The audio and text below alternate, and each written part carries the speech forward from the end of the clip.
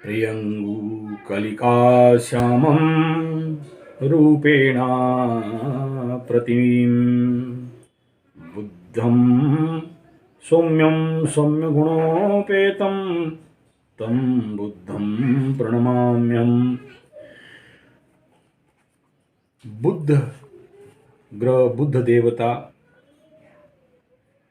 2022 24 मार्च 10:57 पर अपने नीच राशि मीन राशि में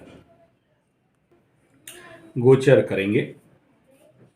और मीन राशि में पहले से सूर्य देवता सूर्य भगवान गोचर कर रहे हैं। नेचुरली सूर्य और बुद्ध मिलके बुद्धादित्य योग बनाएंगे और फिर बुद्धदेव 8 तारीख को मीन से मेष राशि में गोचर करेंगे। तो ये समय बुद्ध नीचस्थ होने वाले हैं, नीच राशि में जा रहे हैं। और नीच का बुद्ध यहाँ क्या फल लेके आ रहे हैं आप लोगों के लिए, 12 राशि के लिए। इससे पूर्व तो ये विचार करना चाहिए कि बुद्ध यहाँ पर जाके नीच क्यों हो जाते हैं और नीच का फल क्यों देते हैं। उससे पूर्व ये समझना होगा कि ये बुद्ध ग्रह क्या है। सबसे पहला इसे कुमार राजपुत्र कहा गया। और बुद्ध हमारे ब्रेन का कारक, हमारे स्मरण शक्ति का कारक, हमारे मेमोरी पावर का कारक है, हमारे वाणी का और चर्म का कारक, हमारे कर्म कुशलता, वाणी कुशलता, व्यवहार कारक कुशलता का कारक। जिसका कुंडली में अगर बुद्ध कहीं खराब पीड़ित अवस्था में हो, बुद्धिहीन लोग, बुद्धिविहीनम कहा गया, बुद्धि विहीना पशु भी समाना, यानी बुद्ध ग्रह इतना महत्वपूर्ण है कि अगर इंसान के कुंडली में बुद्ध अच्छा नहीं है तो उसका जिंदगी एज लाइक ए एनिमल, पशु, मनुष्यता से नीचे गिरता है। और गीता में भगवान यहाँ तक बताए, बुद्धि योगम धनंजयम बुद्धौ कर्मनिच्छ कृपणा फल है। तो बुद्ध का कितना पराकाष्ठा है सोच सकते हैं। और कहीं कहीं तो बड़े पंडित लोग बुद्ध को नारायण के साथ भी जोड़ के देखते हैं। हालांकि बुद्ध एक क्लिब ग्रह भी है और इसका उत्पत्ति को जब वो समझेंगे तभी बुद्ध का गोचर और बुद्ध का महादशा को समझा जा सकता है कि बुद्ध उत्पत्ति कैसे हुए। कहा गया कि गुरु बृहस्पति के धर्मपत्नी और चंद्रमा गुरुपत्नी हरण दोष लगने के बाद बुद्ध का जन्म होता है और गुरु का अभिशाप लगता है। अब समझो ये जो स्टोरी है, अगर लाइन वाइज 11 पॉइंट में कहा जाए, इतने को जो समझा फिर बुद्ध को समझ जाएगा, बुद्ध गोचर को समझेगा और बुद्ध महादशा को समझेगा। चलिए, ये तो अपना अपना खेल है। ऐसे ही हर नक्षत्र का कहानी है, उस कहानी को समझेंगे तब जाके उस नक्षत्र का पद को समझाया जा सकता है। यानी आप उससे प्रेडिक्शन दे सकते हैं, क्योंकि जब भी कोई प्रेडिक्शन देते हैं तो उसके पीछे आपके दिमाग में होना चाहिए ये कह रहा हूँ मैं। और इसका बहुत महत्वपूर्ण विषय है। और इसीलिए ये अष्टादश पुराण पे आपका अगर सुदृढ़ता है, वेद वेदांत के ऊपर थोड़ा सा अध्ययन है, तब ज्योतिष क्षेत्र पे आप किसी चीज़ को एक करेक्ट पाथ पे ले सकते हैं। तो ये विचार हो उससे पूर्व एक सूचना देना चाहूँगा। हमारे आध्यात्म गुरुकुल में 5 साल का साधना प्रशिक्षण शुरू होने जा रहा है। वेद, वेदांत, अष्टादश पुराण इत्यादि का कर्मकांड, पूजा पाठ। तो इस क्षेत्र पे जो युवा बंधु हैं, अगर आपका जीवन पे करियर बनाना चाहते हैं तो एडमिशन ले सकते हैं। ज्योतिष गुरुकुल में ज्योतिष विज्ञान, सामुद्रिक विज्ञान, वास्तु, इन विषयों के ऊपर 5 साल का साधना कोर्स हो रहा है। और कृषि गुरुकुल और स्वदेशी स्वावलंबन उत्पाद के गुरुकुल में भी ये 5 साल का साधना शिविर। देखिए, ट्रेनिंग, पढ़ाई, सर्टिफिकेट वाला ये कोर्स नहीं है, ये साधनात्मक कोर्स है। तो साधना क्षेत्र का खेल है। नौकरी गारंटी सफल छात्रों के लिए। फेलियर वाले भाग जाओ, कोई बात नहीं है। साधना करने के लिए आना है तो आप लोग 5 साल के लिए आ सकते हो, और इन दौरान आपका लर्न एंड अर्न मेथड पे ही शिक्षा पद्धति रहेगा। तो ये सूचना आपके लिए था। आध्यात्मिक क्षेत्र में, और दूसरा ज्योतिष क्षेत्र में, और तीसरा कृषि और स्वावलंबन स्वदेशी भारतीय उत्पाद के क्षेत्र पे ये रहेगा। तो अब चलिए आगे विचार करते हैं। बुध महाग्रह, बुध ग्रह एक ऐसा ग्रह है जो व्यक्ति के जीवन पे सब कुछ बहुत अच्छा करते हैं, नहीं तो उल्टा पुल्टा करके उथल पुथल भी कर देते हैं। बुध ग्रह आपके फलादेश में सबसे रिजल्ट को फाइनल करने में इनका हाथ ज़्यादा रहता है। मीन राशि मोक्ष धर्म का राशि, जलीय स्त्री कारक राशि, द्वादश स्थान कालपुरुष कुंडली का। और यहाँ जो भी मीन राशि वाले होते हैं गुरु क्षेत्री होते हैं, शून्य भद्र और आध्यात्मिक क्षेत्र के ये मीन राशि वाले होते हैं। और मीन राशि गहरा जल, और कुछ पंडितों के अनुसार समुद्र के किनारा। मीन को मीन यानी सोच समझ बुद्धि विचार ज्ञान और भद्रता को पेश करता है, एक स्थिरता, एक मैच्योरिटी। और यहाँ बुद्ध यानी छोटा बच्चा, बुद्ध गुरु के घर में जब जाएगा तो सोचिए कोई बच्चा स्कूल जब जाता है तो क्या स्थिति रहेगा उसका। पढ़ाई में मन नहीं लगना, गुरु के पास रहना, डिसिप्लिन के अंदर रहना। और बुद्ध माने व्यवसाय, बुद्ध माने बाचालता, बुद्ध माने व्यवसाय, बुद्ध माने बड़बोलापन, बुद्ध यानी बहुत फास्ट मूविंग। और मीन एक स्लो को भी बताता है कहीं ना कहीं, ज्ञान को भी बताता है, डिसिप्लिन को भी बताता है। तो बुद्ध यहाँ पर जाके बहुत साउंड नहीं हो पाते हैं। और दूसरा जो नीच होने के पीछे एक और है कि बहुत दूर चले गए, मतलब वो जो चक्र है घूमने का जो उनका मार्ग है, इसमें जैसे सूर्य उच्च का होते हैं तो ये इस समय मेष राशि में जब सूरज रहते हैं तो धरती से बहुत पास, तुला में जब जाते हैं तो सूर्य धरती से बहुत दूर। ऐसे ही बुद्ध मीन में जब गोचर करते हैं तो धरती से बहुत दूर, और कन्या में तो बहुत पास, और वहाँ उच्च के भी होते हैं और यहाँ ठीक 180 डिग्री में नीच के हो जाते हैं। तो ऐसे नीच होते हैं यानी दूर है, या नीच मतलब खत्म हो गया या उसका प्रभाव कम हो गया। तो इस समय विश्व ब्रह्मांड में जब नीच बुद्ध हो जाए, हाथी मरा हुआ जिसको कहते हैं कि खत्म, तो किस काम का। और तो इसमें बुद्धिहीनता का मात्रा बढ़ेगा लोगों के अंदर। जैसे बुद्ध अस्त था तो उसमें एक वीडियो में मैं बात कर रहा था कि इस समय लोगों के अंदर मूर्खता बढ़ेंगे, बुद्धिहीनता बढ़ेगा, निर्णय लेने का क्षमता घटेगा। लोग वाणी के माध्यम से दूसरे को ठेस पहुंचाएंगे, यानी बोलेंगे एक, लोग समझेंगे और एक। और ये मीन गोचर में भी ठीक ऐसा ही कुछ प्रभाव, एग्जैक्टली वैसे ही लोगों के अंदर बुद्धिमत्ता का कमी, तुरंत हाजिर जवाबी में कमी, निर्णय लेने में कमी, और बुद्ध का नीच में जो प्रभाव जीवन पे, मनुष्य के जीवन पे पड़ता है। बहुत सारे बड़े बड़े डींग हाँकते हैं, या कर देंगे त्या कर देंगे, लेकिन करने का समय ये ऐसे व्यक्ति कुछ कर नहीं पाते हैं।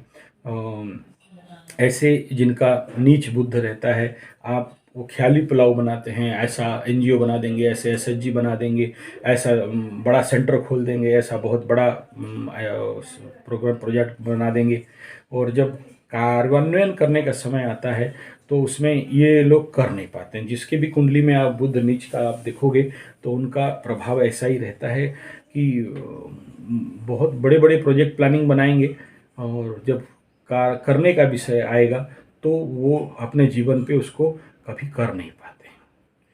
यानी देखिए, मीन माने शांत और बुद्ध माने बचाल और हड़बड़ी, जल्दी जल्दी। आप देखोगे जिसकी कुंडली में द्वितीय भाव में बुध कहीं पीड़ित अवस्था में हो, बकरी हो, पाप दृष्टा हो, राहु का दृष्टि में हो, राहु के साथ बैठा हो, राहु के साथ बुध होने से जड़ बुद्धि हो गया, जड़ बुद्धि योग भी बना देता है। मंगल के साथ बुध का होगा तो ऐसे आदमी का क्या बोला नहीं उसे ऐसा बातचीत, वो बहुत जल्दी जल्दी उनका बात करना। तो ऐसे जब बुध यहाँ निचस्थ होगा तो विश्व ब्रह्मांडीय स्थिति में बहुत सारे बुरे इम्पैक्ट भी इस समय आएंगे। युद्ध भी यूक्रेन का चल रहा है, यूक्रेन रशिया का, तो उसमें भी वहाँ बुद्धि के माध्यम से जो निर्णय होना चाहिए, ज्ञान के माध्यम से जो निर्णय होना चाहिए, जबकि गुरु अब तक उदय का स्थिति जस्ट अभी अभी हुए हैं, बहुत कम डिग्री में हैं, और फिर अपना घर भी चेंज करेंगे, तो वो भी एक राशि संधि का स्थिति है, और बुद्ध का भी राशि संधि स्थिति, और नीचस्थ होने, नीचाभिलाषी और पूर्ण नीच की स्थिति में जाने वाले हैं। तो विश्व में जब ज्ञान और बुद्धि खत्म है तो फिर संभालेगा कौन? राहु केतु। और जो राहु केतु करना चाहिए वही करेंगे, और ऊपर से मंगल उच्च होते हुए अभी और कुंभ में घुसने वाले हैं।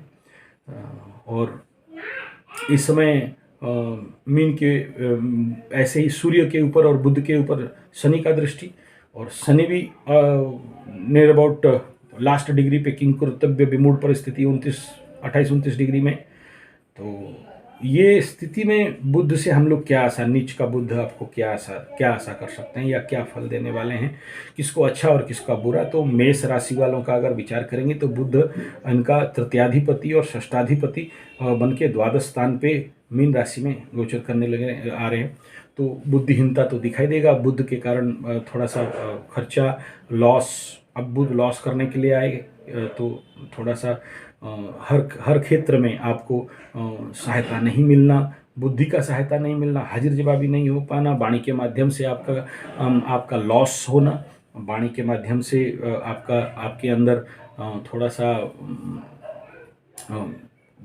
बुद्धि के कारण आपका नुकसान, ऐसा समझिए। और बुद्ध जिसका कारक मैं बोला उस क्षेत्र पे आपका नुकसान होगा। ग्रीन को भी बुद्ध कहा गया है, मैं ये बोलना भूल गया था। ग्रीन मीन्स पत्ते, जो भी इस प्रकार के।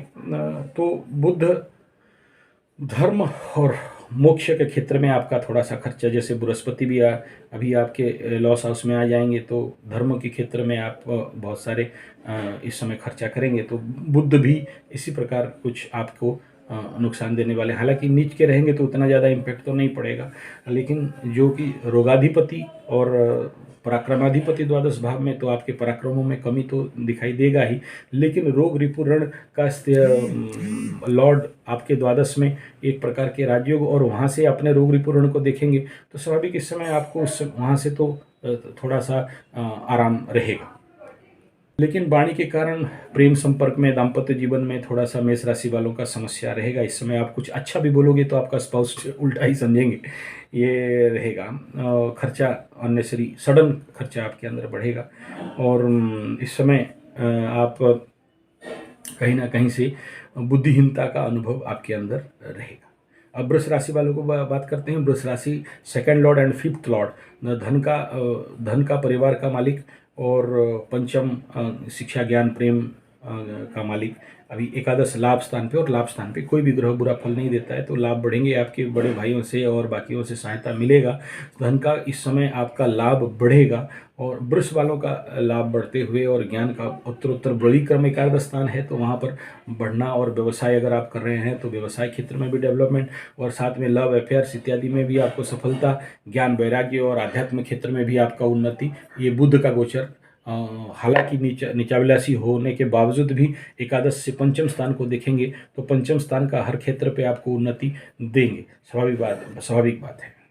मिथुन राशि का बात करेंगे तो मिथुन राशि का लग्नाधिपति और सुखाधिपति, चतुर्थाधिपति वो खुद दसम स्थान पे जा रहे हैं। दसम में बुध गोचर, व्यवसाय को बढ़ाना, और वहाँ से चतुर्थ स्थान पे दृष्टि जाएगा भूमि भवन वाहन के स्थान पे। तो इस समय आपको बहुत प्रकार के माँ से सहायता मिलना, और भूमि भवन क्षेत्र में तुरंत कुछ प्रकार का फायदा होना या प्राप्त करने का भी ये एक समय आ रहा है। तो इसमें आप इस क्षेत्र पे चिंता कर सकते हैं। और हाँ, वो थोड़ा नौकरी के क्षेत्र में, क्योंकि यहाँ दसम स्थान पे बुध नीच होना और सूर्य के साथ रहना, तो नौकरी के क्षेत्र में थोड़ा उथल पुथल हो सकता है। थोड़ा सा आप बॉस के साथ क्या बोलेंगे, और वाणी के माध्यम से आपका थोड़ा सा कुछ नुकसान दिखाई दे रहा है। लेकिन उतना ज़्यादा यहाँ नहीं होगा। और यहाँ बुध आने के बाद आप निचस्त होने के कारण यहाँ कर्म क्षेत्र में बहुत खुल के आप अपना कोई एनर्जी लगा नहीं सकते, ये दिखाई दे रहा है एक कर्म क्षेत्र में। अब कर्क राशि वालों का बात करते हैं। कर्क राशि वालों के लिए द्वादशाधिपति लॉस हाउस का लॉर्ड एंड पंचमाधिपति लॉर्ड 9th हाउस भाग्य स्थान पे, भाग्य का स्थान में बुध नीच, तो भाग्य का बहुत ज़्यादा सहायता इस समय मैं नहीं कहूँगा, लेकिन व्यवसाय क्षेत्र में आपका थोड़ा बहुत उन्नति जरूर होगा, क्योंकि व्ययाधिपति होके नवम स्थान पे जा रहे हैं। अब बात करते हैं सिंह राशि। सिंह राशि का लाभाधिपति और धनाधिपति द्वितीयाधिपति 11th and 2nd Lord in 8th house, अष्टम में बुध का तो बहुत बढ़िया नहीं कहा जाएगा। स्वास्थ्य के प्रति सावधान, चोट चपेट एक्सीडेंट के प्रति सावधान हो सकता है संभावना। और बुद्धि आपका अष्टम में जाने के लिए धन आगमन सडन गेन तो देगा, सडन कहीं से धन प्राप्ति होना, भाइयों से धन प्राप्ति होना, परिवार से धन प्राप्ति होना, ये तो दिखा रहा है। लेकिन क्योंकि अष्टम स्थान से अष्टम से द्वितीय स्थान को देखेंगे तो द्वितीय वाणी के वाणी आपका अच्छा होगा, परिवार और धन प्राप्ति का भी योग तो है। अष्टम का बुध ऐसे भी जिन जातक में होता है, बुध का दशा अंतर्दशा महादशा में समस्या जरूर देते हैं, लेकिन धन भी देते हैं, लेकिन वो कोई इम्पोर्टेंट, कोई बहुत एप्लीकेबल धन या कोई ठोस धन नहीं होता है, हवा का धन होता है, हवा में ही उड़ के चला जाता है। और लाल किताब में तो अष्टम बुध को कहा गया है मजार के ऊपर डाला गया फूल, और धन बहुत, फूल बहुत, लेकिन किसी काम का नहीं। अब सिंह के बाद आता है कन्या। कन्या राशि के लग्नेश the first lord and 10th lord जा रहे हैं सप्तम स्थान पे, तो सप्तम स्थान और सप्तम स्थान से आपके लग्न को भी देखेंगे तो इस समय आपको आपके पति से, आपके स्पाउस हाउस से, आपके पार्टनर से कोई बहुत ज़्यादा सहायता नहीं मिलने वाला है। और वो हाउस नेचुरली नीच ग्रह बुध होने के कारण आपका कॉन्फिडेंस लेवल पे 7th हाउस के क्षेत्र में थोड़ा सा कमी रहेगा, लेकिन आपके सेल्फ कॉन्फिडेंस बढ़ेगा। आप कैसे करके बुद्धि लगा के आगे बढ़ जाएंगे, और बुध आपके ऊपर दृष्टि देने के कारण आपके अंदर फुर्ती तो रहेगा, स्वाभाविक बात है। और कन्या के बाद बात करते हैं तुला। तुला के लिए व्ययाधिपति 12th लॉर्ड एंड भाग्याधिपति नवम स्थान के लॉर्ड, छठा स्थान पे बुध का गोचर। स्वाभाविक स्वास्थ्य के लिए और शत्रु के लिए एक शुभ ग्रह जब जाते हैं वहाँ पर तो अच्छा नहीं होता, लेकिन सूर्य है इसलिए आपका रोग रिपूर्ण कंट्रोल पे रहेगा, इसमें कोई समस्या नहीं है।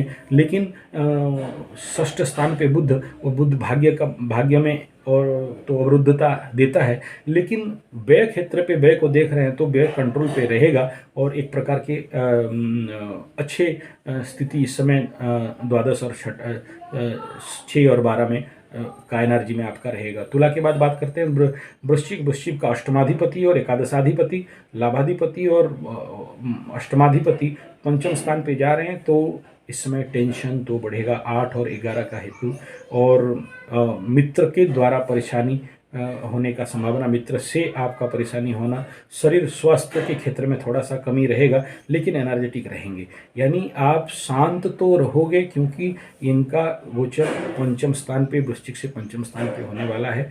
बात करते हैं वृश्चिक के बाद बात करते हैं धनुराशि। तो सप्तमाधिपति और दशमाधिपति बन के आपके चतुर्थस्थान भूमि भवन वाहन मातृस्थान पे, तो ये बहुत अच्छा उत्तम फल देंगे। और चतुर्थ से रह के दसम स्थान का पूरी दृष्टि जाएगा, तो दसम का तो उन्नति, कर्म क्षेत्र पे आपको उन्नति मिलना स्वाभाविक बात है। और इस समय लव अफेयर्स स्थिति भी आपका बहुत बढ़िया रहेगा धनु वालों के लिए।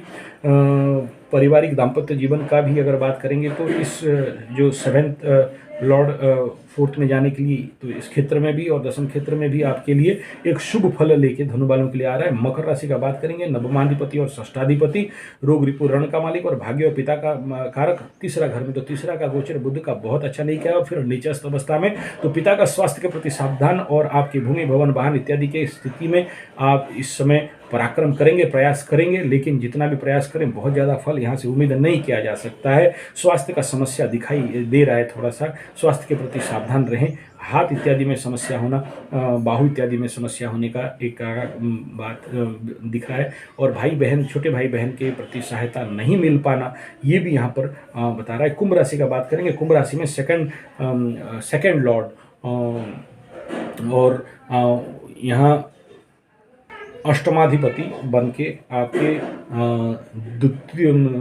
द्वितीय स्थान पे कुंभ राशि का सेकंड स्थान पे आ रहे हैं। कुंभ राशि का बुध होते हैं पंचमाधिपति और अष्टमाधिपति द्वितीय स्थान पे, धन स्थान पे, तो धन बुध धन वाणी सुंदर होता है। धन इस समय स्थिति अच्छा होता है, लेकिन नीच का है, नीच प्रभाव भी देंगे।